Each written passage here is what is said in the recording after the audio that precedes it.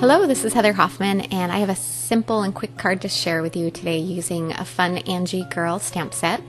It's called Katie Girl, so it kind of holds a special spot in my heart. My oldest daughter's name is Katie, so I kind of was excited to get this stamp, and I hadn't even had a chance to use it yet. So I'm starting off with a top folding card base. It's kind of a deep teal color. It's a Gina K Designs piece of cardstock.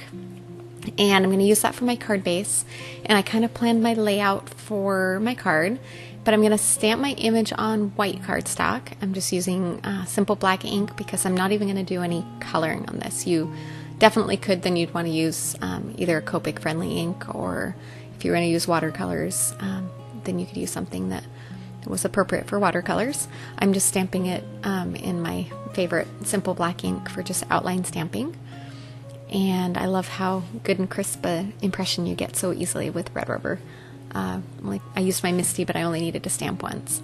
Now I'm going to use, first I'm going to grab my paper trimmer and I'm going to trim off the side a little bit. I went and stamped it first so I could pick, but for this to work I need a little bit of the side of the image off.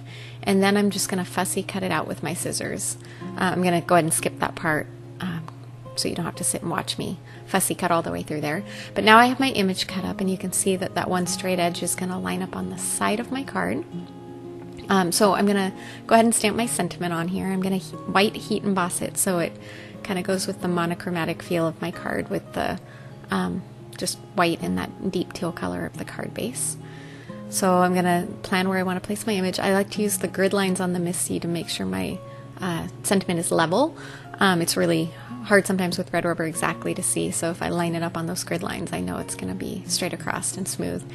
Went ahead and used my embossing buddy to powder tool just to keep the embossing powder from sticking to anywhere I don't want it to.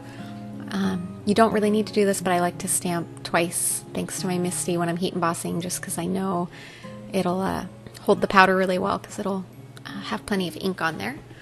I'm going to use white embossing powder, and I have it in my little container here to sprinkle it on, shake off the extra. I do it a couple of times to make sure it's really well coated, and then shake off the extra, give it a little light tap, and most of that extra will just fall right off.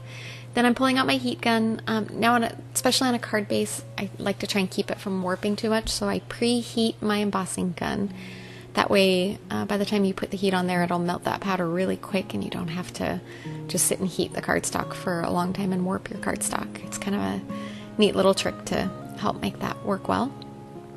Then I'm going to just roughly mask off that sentiment that I stamped using a little bit of easily removable post-it tape. You could even use scraps of a post-it note or anything like that. And then I'm going to pull out my box, and I'm going to add some splatters of white paint, and it's just inexpensive white acrylic paint from the craft store, just like for painting wood projects and stuff like that.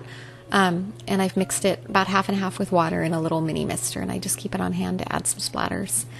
Now, the more often you dip it in, the bigger splatters you get. The longer you tap it, you get the little bitty splatters.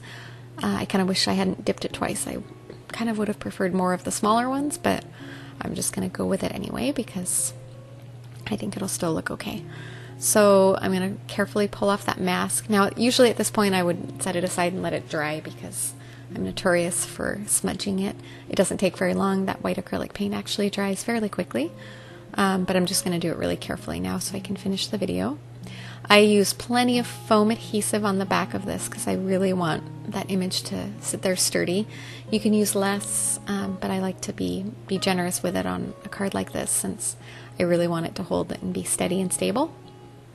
So I'm going to fill that back of that image really well with the foam adhesive, and then I'll pull that off and stick that on there once I confirm where. And once I finished this video, it felt like it needed one more little thing, so I ended up pulling a little bit of glitter washi tape out, and I just added that along the bottom just to kind of add a finishing touch.